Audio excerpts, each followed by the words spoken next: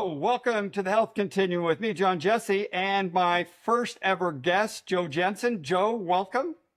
Good to be here, John. Good to see you. Yes, and it's kind of appropriate that Joe, you should be, or Dr. Jensen, you should be my first guest. Let me just first give you a little background. Dr. Jensen is recently been principal of Timpanogos High School with amazing results. Students, teachers, parents, everyone loved him.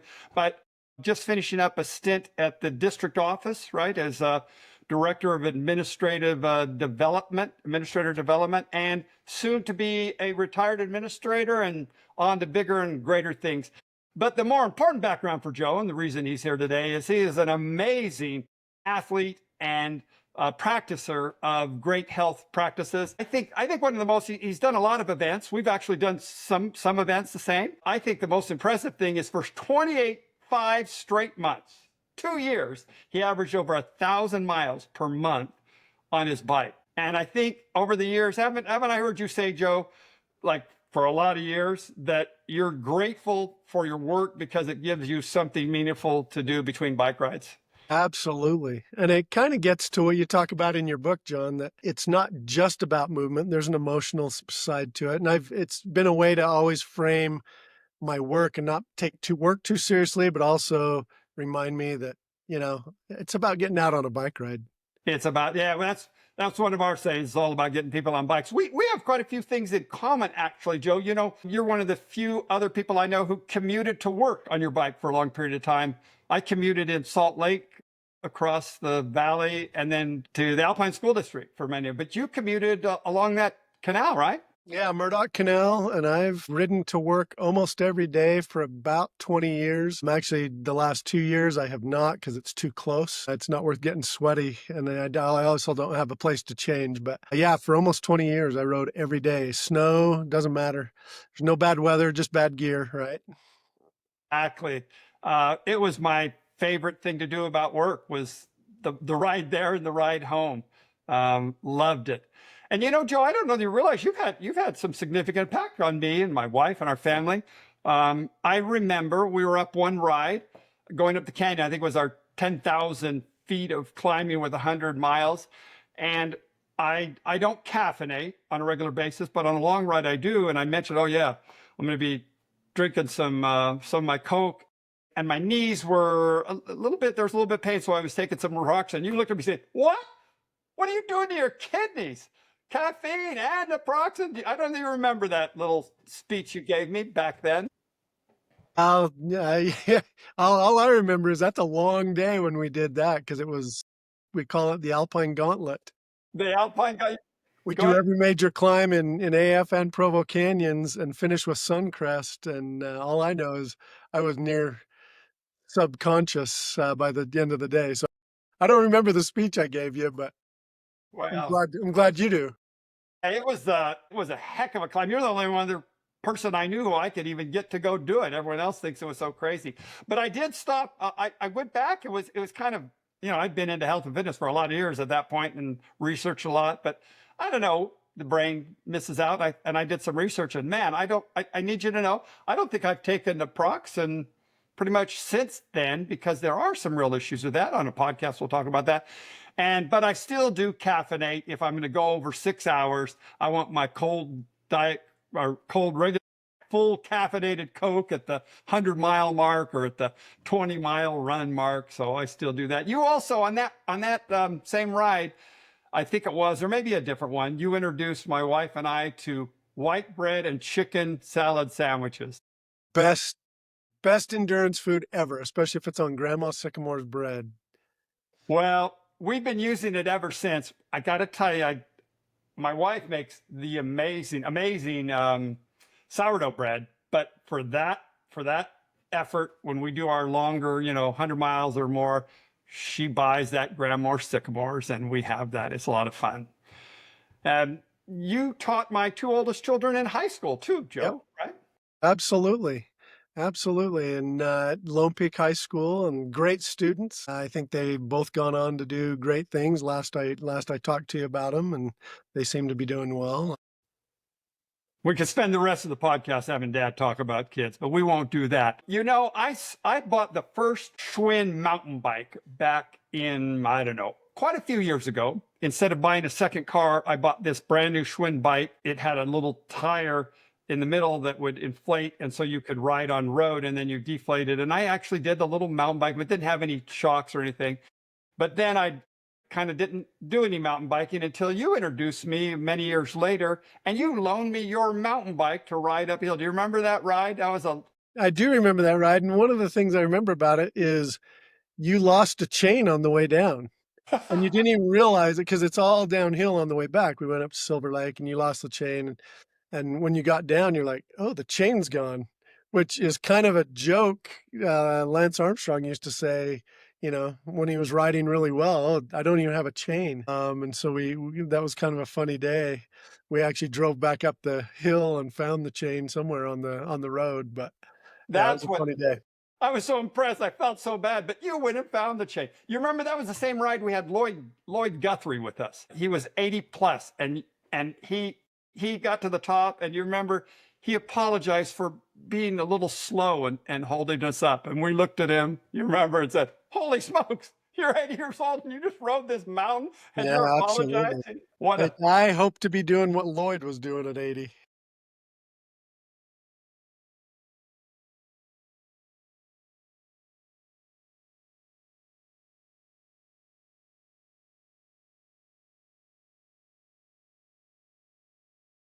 Yeah. Okay. Yeah. it was great to ride with Lloyd. And I was reminiscing a little bit. My wife brought up one that I'd totally forgotten, and you may have too. We were on a 200-mile ride, and you'd come and you'd ridden with a few slower guys, and they finally all dropped out, and so you took off and caught up with us, and we rode together the last, I think, 70 miles or so.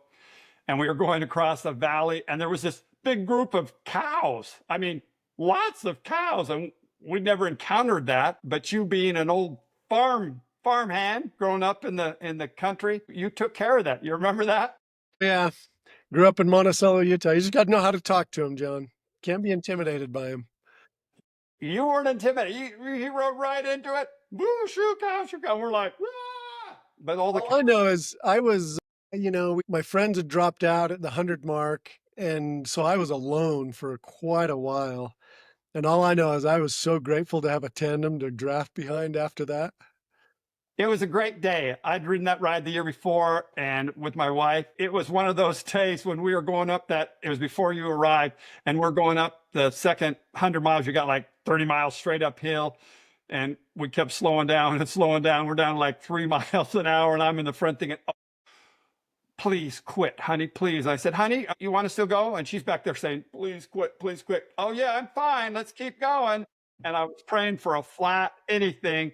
And somehow, you make it through, you go from 3 to 5 to 8. And at some point we started moving again. And then you came along, and that's all we needed. A lot of great memories, Joe. I hope we could have some more memories. I'm setting up a trip to go hike to base camp for Mount Everest. And I'm thinking I need to get 9 others. And I think, man, Joe Jensen should be one of those, but we'll talk about that later. And As long as you can take a snow bike, John. no, it's just a quick hike. Joe, should we talk about our club before we get started with your interview of me? And that is our club called the 326.2. 361.2. Is that what it is? 326.2, right? And what is the 326.2 club? Well, I think what this boiled down to is you and I had done certain events, and so we invented a club so that we could be exclusive about it. But it basically equals that we've run a marathon, we've done a 200-mile road bike race, and a 100-mile mountain bike. So 326.2. 6.2, and we thought we'd have a big club when we started it. I'm the president. I believe you're the vice president, and we have to approve any new members. And I don't believe we've had any applications in the decade, or I don't know, it might be 15 years since we started the club. But now we will tell you, anyone listening today, hey, why don't you apply? And if you're not qualified yet, you could talk to us. we'd give them some places they could go get their rides or their runs or that. What of the three? What do you think the hardest of the three is? Moment for moment, I don't think there's anything more painful than the marathon. And then in some ways, I think the mountain bike, a lot of it just depends on the elevation. If there's a lot of elevation, that's going to determine which of the bike rides would be harder. But my hundreds were always Leadville 100, and so those were pretty intense with the elevation. So I would go marathon moment for moment, but then Leadville's 4 times longer than a marathon, so there's just an endurance element to it. But And Joe, I don't think they're giving buckles anymore at Leadville. I don't know. Maybe they are what? buckles. I think they That's not changed. right. I think they changed the whole but they've changed it all. But how many buckles? You got to finish this Leadville, toughest ride in America. How many buckles do you have? Yeah, I ended up with 7. So Seven yeah, I buckles, did 7 of Leadville. them. Okay, that should give us enough background, and we hopefully will have many years to come. But the reason, as you can see, I invited Joe is because he is my hero. And you may not remember this, Joe, but there's a trail, the Murdoch Canal Trail. So when he rode to work on a Saturday, we'd ride that a lot on our way to other places. And as we went by going out, as we went by coming back, I would always yell, "Joe Jensen, you're my hero!" And I think maybe once I heard him yell back, "Yeah!" You heard this a few times, right, I Joe? heard him more than once. Often I was in my yard or whatever working, and so yeah, it was quite a boost. Very validating, John. All his neighbors eventually started, sending me because it's pretty early when we'd head out. And why do you have to keep yelling about that, Joe Jensen? But he is my hero. You're my hero. And Joe, we're going to turn the tables around here. This is our first real interview for what will hopefully be a long-term project, the Health Continuum. And we want to kind of help people understand what it's all about. And rather than me just spill about it, you ask what you represent our audience and take us through, and I'll try to answer all your questions. And by the end, hopefully people have kind of an idea of what it's about. Yeah, absolutely, John, and thank you. It's been a privilege to get to be an early reader. One of my clear impressions of the book is that it's just absolutely based in common sense and reality rather than the way so many books about health, get fit quick or, easy or that kind of thing. And I think that was one of my favorite parts about it. But this is obviously I've been listening to you talk about health in different ways for probably 25 of the last 40 years. Um, but this is really a accumulation of 40 years of experience and passion. And John, talk to us just a little bit about where did it all start? Like because you mentioned in the book, this is a 40-year project. Hey, really, I asked my daughter when I was just finishing it up, I said, "Do you remember because I don't have an electronic copy because those computers that I started with don't exist." I asked her, "Do you remember when I started this?" And she says, "Dad, I don't remember a time when you weren't working on this book." So it's been a long time, 40 plus years. And what happened was I grew up with a mom who was a health nut before her time. I mean, graduated from the university when she was 65 in physical education and was competing against all these, athletes who are, getting their PE degree, had to perform it. Just amazing, amazing thing that she did. And so she kind of set the standard. But as I became an adult, I just became really just a passion about trying to become healthy and trying to become other people healthy. It was just a mass of confusion, this or that. Hey, I know how you can be healthy. Here's the magic bullet. Here's what you got to do. Just buy this for me and you'll become healthy. And it just didn't work. It was just seemed so wrong that people were being enticed into spending millions and now billions of dollars on solutions that really don't work. And so I thought there's got to be a better way. We got to help people sort through all of that. And that's why the Health Continuum started. Well, talk just a little bit, John, about your motivation regarding relationships with other people, because I don't know if I've known anyone who is more community oriented as far as getting people out and getting active. And you're always inviting people on rides or hikes or those types of things. Talk a little bit about the motivation there to write this book. Well, we both say it's all about getting people on bikes, but it's all about helping people find what works for them. I have a lot of friends who ride bikes, probably over 100 that we've ridden with over the years. And a lot of those didn't ride bikes maybe initially. It just took a while. They'd come to our early morning cycling class and moving them along. But I have a lot of people who don't ride bikes, who hike with us or snowshoe. We used to have a fairly large snowshoeing group, 20 plus people going up the mountain. And then we got snow bikes, and my wife said, hey, no, why should I be hiking up this mountain when I could be riding up it and then I could be riding down it? So, and then we got people to snow bike. It's just a matter of helping people find their passion, finding a way to move and be healthy. And then, yeah, I'm crazy about it. It's what I find great joy. I remember a young lady who came to our spin class who had a major movement on the health continuum. And she didn't have a bike at first. And it was 2, 3 years before she started riding. And then she wanted to ride a 100-mile ride, which we kind of train people for once a year. And I'll never forget as she came across that finish line, the tears, and she hops off and she gets on the phone with her mother. And it was just, I mean, it will be a moment that I'll have for the rest of my life. As with my middle daughter, I think everyone should run a marathon once just to get the feeling of the. I'll never forget it, and she'll never forget it. And she's not like a big runner or anything, but it was something she agreed to do, and we had a great time doing that. It's moments like that, it's experiences like that give me some of the greatest joy I've had in this life, and hope to continue to have, and hopefully expand it now with the podcast and the blog, and making this kind of a deal beyond just our little valleys here in Utah. Well, and one of the things that as I read your book, I thought, you know what, John is certainly, he practices what he preaches. One of the elements on the continuum, which we'll jump into here in a minute, but one of those elements is emotional consumption, right? And which really gets to relationships. And you've been phenomenal at, it's not just about movement that you talk about heavily in the book. It's also about those relationships and seeing that joy of others be more healthy across the continuum, not just physical health. And so that it was a highlight to me. Before we jump into actually talking a little bit about the continuum, one of the themes that you emphasize throughout the book, and it's just over and over and over, and it's kind of refreshing because it's different than what you hear from so many other health gurus or people trying to sell books, is just the idea that the health continuum is so individualized and that there is no such thing as a one-size-fits-all health approach. Talk just a little bit about that and why that's so important to you.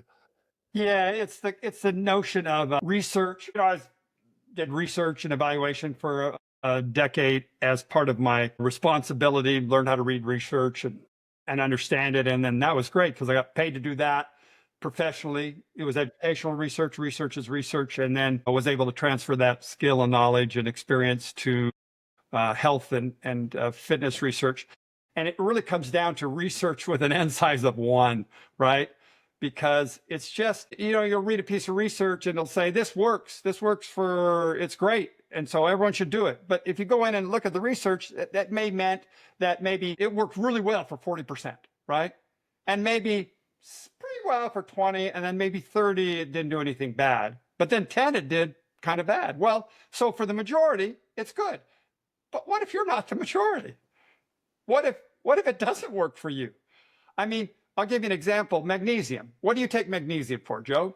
Take it to sleep, right? Everyone says, take some magnesium right before you go to bed.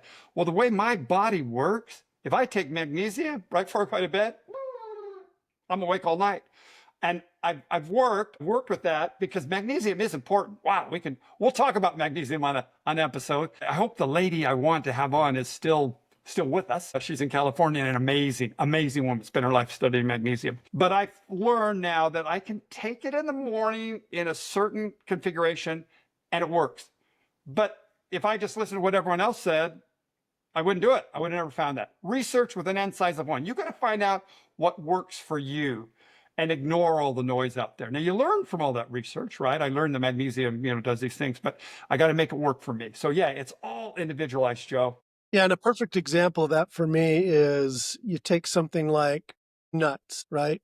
Generally, nuts are across the board a healthy, good thing for people to eat. Yet, there's a small percentage of people that if they eat nuts, it's going to kill them. I mean, that's a super extreme example, but to me, what you talk about in the book over and over and over is here's general guiding principles, but you've got to figure out what works for you, right? You may not love to bike as much as John and I do, but boy, you could love swimming, right? You've got to find what you love. And so I love that idea of no one size fits all. The health continuum is individualized. And can I say the problem is people come up with something and they want to help people. I think most of these people are selling books and programs and that they want to help people, but the, they got to make money. And if I tell you this may work for you, may not, no, I say, oh, this is the solution for everyone, because it's driven by the love. Health continuum is about making money. 40 years, I'm hoping we, produce enough books so that we have some credibility, but the web, the podcast, we're not selling anything or promoting anything. I will be talking about some products. I think I can't help. There's several things over the years that I am so but I'm not going to be getting money from them. I'm just going to tell you about it because I think they're so great. And I think that's what will help separate us is that we're not trying to make money. We'll encourage you to become individualized because we're not trying to promote one solution. We're trying to promote a framework, a way to evaluate, give you the power to sort through things and come up with a program that works for you right now, knowing that you're going to have to change it because you change, right? Nothing's going to be the rest of your life, right? I someday will probably be riding an e-bike, and I'm open to that. You change. I don't run as much as I used to. I do more, hiking and walking. You change over time, right? Absolutely. Absolutely. So let's dive into this idea of continuum. I love the image that you use of 9 strands that are interconnected and woven like a rope is kind of what I imagined that being.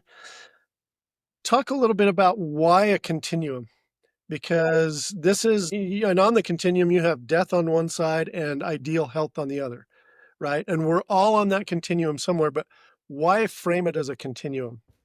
Great question, Joe. So often, I don't know that you have this mindset. A lot of people do, and it's kind of an all or nothing sort of mindset.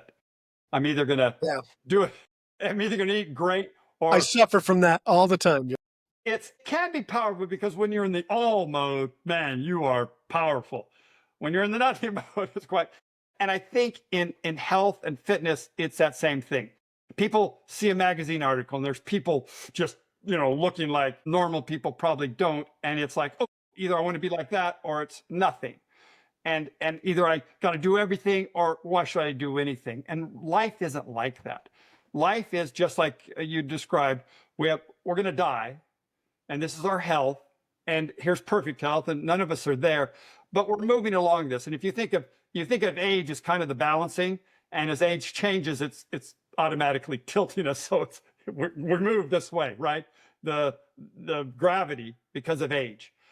So what can we do is a question that we ask. This is continuum.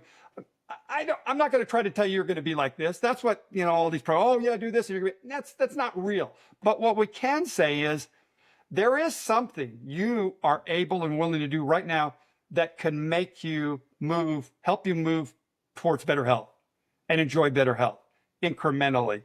It's a hard thing for people to accept because we want an all or nothing. We want to either be really healthy or we want to do something, and life isn't like that. But we can make powerful decisions, and the continuum framework is designed to help you make that realistic, honest evaluation about what I'm able and willing to do right now to get some positive movement, knowing that it's going to be a small incremental step, but incremental steps. And pretty soon, you'll be riding 200 miles with Joe Jensen, having him shoot cows out of the way. Well, and so many things are sold to us or presented to us as a program, right? One of the things that just I think your book emphasizes heavily. You didn't necessarily talk about this in your book, but I remember reading a few years ago that upwards of 85% of all the physical difficulties we can experience, all the illnesses, all the, you know, upwards of 85% of those are preventable.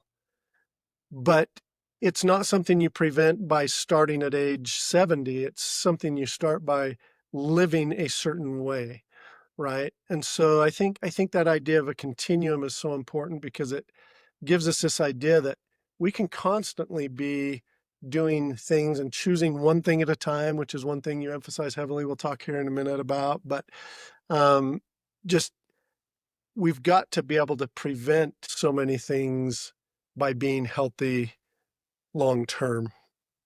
Exactly. All right. So, talk just a little bit about one of the things. Well, so in your book, you mentioned 9 elements in these strands, but you really focus on 2. Yeah. Talk just for a minute about, and then this was a little bit painful for me, John, I'll be honest, because I am really super strong on one, and you just exposed all the weaknesses that I've got in the other. And I'll explain that in a minute. But I'll mention the 7 that you talk about that you don't go into as much depth, and those are a couple of things that you can't control, which are age and heredity. But everything else on the continuum you can control. And Absolutely. by controlling the other 7, you certainly influence those 2, right? So, the other things you talk about are emotional consumption, which really deals with relationships, hygiene, response to stress, risk management, and sleep. All super important and valuable elements of the continuum. But then what the book mostly, and you are very clear about that it's going to focus on these 2 things because they're such big elements to our overall well-being: physical activity and physical consumption. So talk just briefly about those and why do you emphasize those so much? And then I'll confess where I'm so weak. Weak and Joe Jensen are not 2 words that go together. Let, When you frame it this way, John, I'm super strong in one, super weak in another. I'm really interested to hear this. Yeah.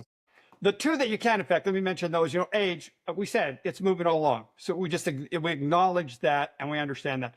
But genetics, you can't change. But I do mention it's really important for you to understand your genetics because, if I'm going to pour this chemical with it, I want to know what's in here. It'll help me better decide what's most powerful. So we're not that. And all the others, I got to tell you, when I started the book 40 years ago and laid this out, my thought was, oh, I'm going to write a book explaining it. And the first book is going to focus on the physical, and then I'm going to write a book for each of the others. Well, that still might happen, but we got this first one. And the reason those are the 2 core, like you said, if you look at all the disease, all the reasons why people die, and maybe more importantly, all the reasons people are not able to live life to the fullest, the vast majority. Now, some, are genetically, that's why they happen. I'm predisposed to diabetes, et cetera, et cetera. But they can all be profoundly influenced and even eliminated through movement, and we use movement because sometimes people say exercise, just movement, and consumption, what you eat. And you are not in control of your genetics. You're not in control of your age, but by golly, you are absolutely in control of how you move, when you move, how much you move. You're in control of everything that goes in your mouth. And so knowing that you have complete control, because in this life, a lot of things happen and you think, oh man, we got home from a service, year and a half service, and we got hit by a teenager right as we got home. Couldn't do anything about that. And we're suffered some consequence. Couldn't do anything about that. But I could control completely how I use my body to try to recover and such, and what I ate to do that. Complete control. That's why I think that's the biggest reason is you're in total control. And that's an exciting thing. The number one desire of humans after they know they're alive is to control, right? Control their existence. We want to be able to control it. Everyone wants control. And you have control. That's what's so exciting. You have control. You can make decisions to move differently, to eat differently. You can, and that's what's so exciting. And that's what, the Health Continuum is trying to help you understand and empower you to make better decisions, not to change your whole life in one day, just a little bit at a time. Yeah. And so the one I'm strong in, which we've already talked quite a bit about, is movement. Like I move a lot. I don't feel complete if I haven't been on a 90-minute bike ride every day or lifted weights or, I, so in your book, you actually create, kind of a self-assessment of, are you in the high category, medium, low? I'm certainly in that high category, no problem on movement. I need another category for you, actually. But Well, John, I make up for it in consumption, right? Mm. So I am at the very bottom of consumption, because one of the things you talk about in there is, do you drink things other than water every day? John, it's a little bit embarrassing to say, but there are days where I get to the end of the day and I wonder, did I drink anything but Diet Coke today? Right? And you talk about not drinking sugar. So I don't drink sugar, but man, I drink a lot of Diet Coke, and then I eat way too much sugar and those types of things. And so I think I know what your answer to this is going to be for someone like me, where I'm actually super strong on one element of your continuum, but honestly, I really do struggle with consumption. Tell your audience, what's your advice to someone like me to start making that stronger? so this is how it always works. And I lay out in the book, and we'll continue to talk around the podcast, kind of a hierarchy. So, Joe, do you smoke? So that's a consumption. And if you smoke, that would be the absolute, but you might smoke and you might not be willing to give it up. So we say, okay, that's fine. You might not be able to. So do you drink heavily, use drugs? No, you don't. Okay, so great. Now we're down to, I think sugar is the next one that we list. And I have to tell you that if you look at the research and the impact, it's sugar, but those drinks with that fake sugar, particularly some in general, are just as bad for you. Can I tell you what happens to your body? So you put this fake drink down, and you're not getting the sugar calories, but your body thinks it's sweet, right? It's the whole idea. So you got sweet coming down, your body says, "Ooh, we're excited. We're gonna get some calories. We got some sweet." The sweet doesn't come, right, Joe? Doesn't come. And so your body's down there saying, whoa, hey, you promised me sweet. I want sweet. I want sweet. I want sweet. And by the end of the day, you're going to consume as many or more calories than if you just drank the sugar in the first place, because you told your body you're going to be throwing some sweet down there and you never did. It's going to demand it throughout the rest of the day. That's one of the problems with those. But there's a lot of other problems. I really would say, as we come down, that's probably the first thing that I would say, hey, Joe, if you're able and willing to eliminate or curtail those drinks besides water, that to me would probably be your highest. We can keep going down, and the consumption of sugar, even you're at that level. That's a real one of the most, it's right up there below drugs. That's where I would say, hey, let's evaluate. You need a self-evaluation. What are you willing and able to do? Maybe you consume 4 of those Diet Cokes a day. I don't know, 6. Well, maybe you cut it in half.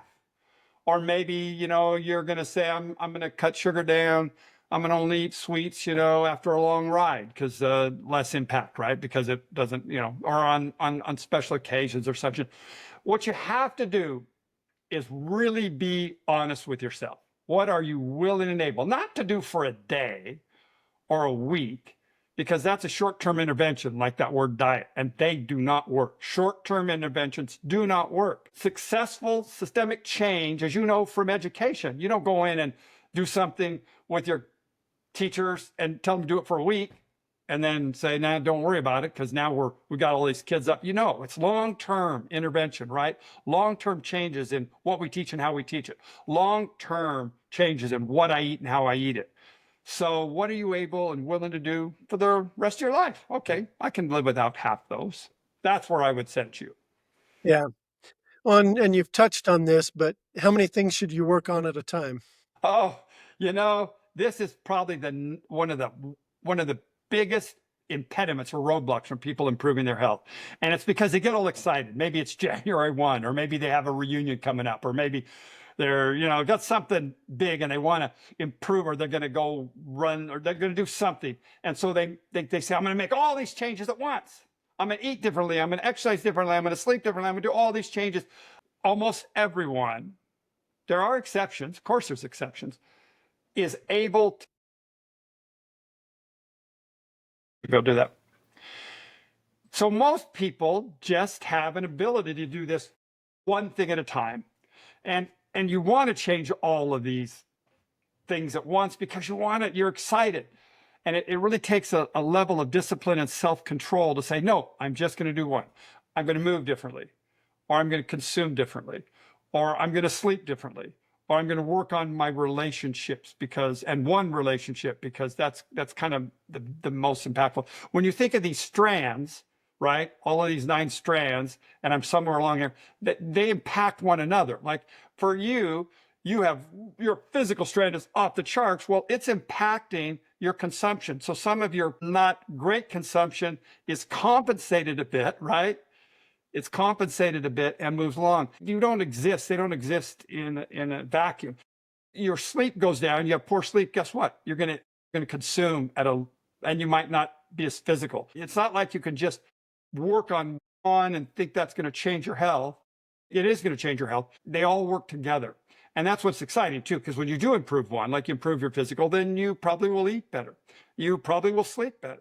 You might improve your relationships because you're less stressed. I mean, they're all interrelated, and we have to kind of think about that and understand how they work. People's sleep, for instance, affects them differently. You know, some people can get away with a little less and it doesn't affect them. For me, boy, I don't get a good night's sleep. I'm in trouble on several fronts, and I know that, so I have to attend to that. That's what it's about. What am I able and willing? Because I can do something, but maybe I'm not quite willing, to do that right now. What am I willing to do right now, today? Yeah, and to me, that was another major point in the book is one, focus on one thing at a time. Because sometimes I will get excited and I'll be like, I got to get in top shape, so I'll try to do a whole bunch of things at once.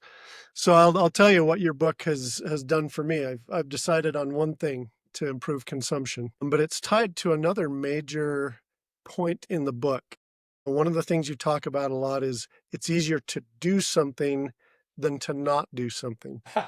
And that's a really, really important point, right? If I imagine myself on a road, and if I imagine myself going towards something, it's a completely different mindset than if I'm going away from something, even if I'm at the same point on the road, right? And so here's what I've decided to do, my one thing on consumption, combining the one thing with the idea of going towards something and doing something rather than not doing something, is rather than talking about it as I'm giving up soda, what I'm going to try to do is I'm going to try to fall in love with drinking water again. Because I've honestly gotten to a point where I drink so much soda that it really is an addiction. I just love the fizz. I love the taste. And like even before bed, I'll drink soda instead of water. And so I've been doing this for a little while now, and I'm realizing water's amazing, right? But I'm going towards this idea of I want to fall in love with water again rather than going away from soda. And so talk a little bit about that idea of, doing something rather than not doing something. Yeah, I really love that idea of, it's really hard to just force yourself not to do something, and it's so much easier to move towards something like you said. And it's much more powerful. I'm a big golfer, and people will get up in front of a lake and they say, "Oh, I'm not going to hit in the lake. I'm not going to hit in the lake." You know, that's a really bad way to think, because they're going to hit it in the lake because that's all they're focused on. Instead, I'm going to hit it right there. I'm going to hit it right there. I don't even see the lake. I'm going to drink water. I'm not worried about soda. I'm going to drink water. It also ties in with this concept of 100% of behavior. If you're drinking, you're only going to drink so much liquid a day, right, Joe? So, well, theoretically, there is a limit, right? So the more water you drink, by definition, the less soda you're going to eat. The more vegetables you eat, the less everything else you're going to eat. The more time you spend moving, the less time you're going to be sitting. Yeah, it's a much easier. It doesn't work in everything. If you're going to, if you're a smoker and you're trying to quit smoking, you're going to have to not. But there's even ways to go about that. So any of these decisions you're going to make, your decision to make to something you're going to do today to move you along the health continuum, always much better to talk in terms of what you're going to do, and you can do anything you set your mind to it. I just want anything. And Joe Jensen could stop drinking that soda. We're going to have you back on, Joe, in a few months, and talk about how that went, and about how, your advice to folks, because you're a great example in so many areas. Okay. Does that answer that, I guess? Yeah, and so now talk a little bit about motivation, right? What would you say to someone who's not motivated? How do you get Well, motivated? a lot of the programs out there how do they try to motivate you with these pictures of these people, and you're going to look like this and you're going to be like this? And I mentioned the book that, you know, it it probably is not going to work for you because you don't have a high enough vanity quotient. If you did, you'd probably be there already. But what you do have, and what every human being on this earth does have, is this deep and abiding ability to love. Love is the greatest motivator on earth, in my feeling. And so you can start with love for those that you are close to, your wife, your husband, your children, your grandchildren. And you want to be able to spend time with them doing the things they want to do for as long as you can. You think about what you do for your close family, for your spouse or for your children. You do anything. I mean, you sacrifice anything. And so if you can get into the mindset that I'm getting up that extra 10 minutes to walk because I love them and I want to be healthy for them, it's a very powerful motivator. And love doesn't just exist for others. There's love for self. You're a divine being. You're something very, very special. And you should feel that. And you should feel that love for yourself. And because you love yourself, you want to treat yourself to the best possible life you can have. And it's worth making some decisions that might be a little difficult for a little while. So I would say love is the greatest motivator. And if you can utilize it, you can have whatever power you need to do whatever you really want to do. Yeah, that reminds me, John, of a time about probably 8 years ago.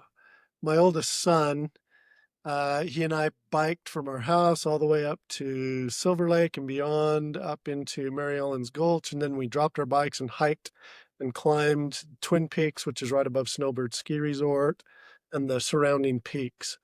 And I remember him saying at the time he was glad I was willing to do that because none of his friends were, right? And he was like 18 at the time, right? And I remember at that moment I had this realization that I am so grateful I've always moved the way I have because it allows me to do the things that I want to be able to do with my children, and it promotes healthy lifestyles in them. And I would say all of my children have completely found something, and it's different for each child. It's really been interesting to watch my children decide what they love. I have a swimmer, I have a runner, I have a mountain biker. A couple of my younger kids are way into tennis, but they're moving and they're learning and they're training their bodies in ways that they wouldn't be if they weren't moving. And I'm grateful that I can go do those things at age 53 with them. And they don't have to wait for me, right? Like we just go and do those things. And I agree that that is truly an incredible motivation to be able to find those types of things. And when you talk about love, I think even what do you love to do to be able to go and do those, it's not just about relations with other human beings. It's also relationship with the world and those types of things. So. Yeah, I mentioned about love, just love for life. You're right. I mean, I love to see God's beautiful world. And I just recently took my grandson. We got his rim to rim in the Grand Canyon, North Rim, South Rim. And it was just amazing. And I thought, wow, I'm so grateful that I've made choices, decisions that I was able to do that with him. I mean, he's 13 and, it was just, I thought, just like you, same kind of experience. I thought, man, this is what life's all about. And it's so exciting to see him now. He's gonna be moving. He's moving already, but giving him those kinds of experiences. And I just, yeah, to think that I couldn't go out and swing that golf club as hard as I want still make me sad. Yeah. I love doing things like that. And so that's why you lift. That's why you stretch. That's why you do those things. Yeah. So maybe one last thing, and I think overall the book made me think, you know what? Being healthy is not something you do, it's who you are. And I think the continuum kind of captures that a little bit. Maybe talk just a little bit about that it's why it can't be a program that you're going to do for 3 months, that this is something you're going to choose to do for the rest of your life because it's about who you are, not something you do. Yeah. It's not something you're going to accomplish. Although having events to train for, I think, is a great thing. but you're on this continuum. And remember, age is pushing up and tilting us down. But the decisions you're making are not, I'm going to do this for a week. I'm going to do that. No, I'm going to live this certain way so that I can maximize my time here on earth, so I can be as healthy as is reasonable for me, as I'm willing to do. I mean, I have genetics, I have other things that impact you, but I'm going to live the kind of life where I can maximize that. And it's a decision, that you make and you continue to make throughout your life as circumstances change. You get older, and now all of a sudden you're not going to, maybe you can't do this, what you did before. And so now you have to decide, oh, what am I going to do instead? How am I going to adjust that? So it's not like you come up with this plan and it's going to work the rest of your life. You got to be willing to continue to ask yourself, what am I willing and able to do, and continue to make adjustments. But it's not a destination, it's a journey. Yeah. And you want to enjoy the journey. And it makes me sad to see people who aren't. And that's what this work is all about, to help people stop and make a different decision, just a little decision, and start to move and feel that excitement that comes when you move in the right direction on the health continuum. One thing I neglected to ask when we were talking about the one thing at a time, you don't necessarily talk a lot about it in the book, but how soon can you start the next thing, right? So if I decide I'm going to fall in love with water again, at what point, what advice would you give there? Yeah, there's a line when you don't have to think about it anymore, right? When it becomes they're automatic. When I taught mathematics, you want to get kids so they don't have to sit and think 3 times 4, that's 8, 12. When it's just automatic, don't even have to think about it. It just happens. My brain just does that. When I just drink water and I don't think about it, I'm not having to use, you only have so much emotional energy each day, right? You know about that because you come home from work maybe and wow, your kids need a lot of, and you've used up all that emotional energy. It's hard. I mean, you only have so much in a day. And so when you're not using any emotional energy to do it anymore, then you're ready, because then you have capacity to do something new, right? So then just really quickly, who would you say is your audience for this book and this podcast? What target audience are you trying to reach? Yeah, so it's the John Jesse Health Continuum now. We have the book, and that's kind of to lay things out and some credibility, right? Who is this guy? Well, he's written this book, right? And now really it's about the podcast and the blog. I'm going to put out a weekly blog. There's one up, there'll be 2 up pretty much every week, and be talking just about real life and how this plays out. And then certainly if people want or are interested in a specific topic, I'm welcome to, encourage them to let me know what they want to talk about. But that's kind of a casual, less formal, every week kind of thing.